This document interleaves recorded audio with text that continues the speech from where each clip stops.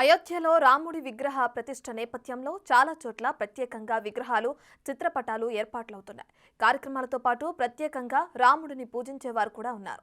అలాంటి స్పెషల్ కార్యక్రమమే Visakha live in adventures సంస్థ వ్యవస్థాపకుడు, Indian navy ex submariner Balaram Naidu చేపట్టారు. ప్రత్యేకంగా తయారు చేసిన శ్రీరాముడి చిత్రపటాన్ని ఆయన సముద్రపు అడుగులో ప్రతిష్ఠించారు. అక్కడే శ్రీరాముడికి ప్రత్యేక పద్ధతిన పూజలు చేశారు.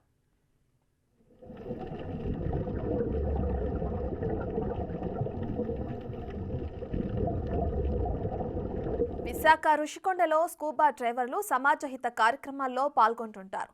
ఇటీవలే జీవీఎంసీకి సంబంధించిన కార్యక్రమాలలో సహాయపడ్డారు. అయితే ఇప్పుడు విశాఖ రుషికొండలో శ్రీరాముడి ప్రాణ ప్రతిష్ఠ జరిగింది.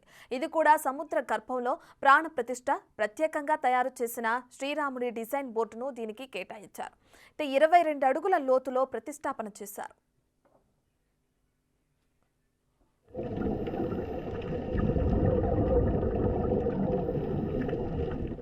ఉదయం 6 గంటలకు బయలుదేరిన డ్రైవర్లు స్కూబా కిట్స్తో పాటు వెళ్లారు. రుషికొండ తీరం నుంచి సుమారు 4 నాటికల్ మైళ్ల దూరంలో సముద్రంలో దిగారు.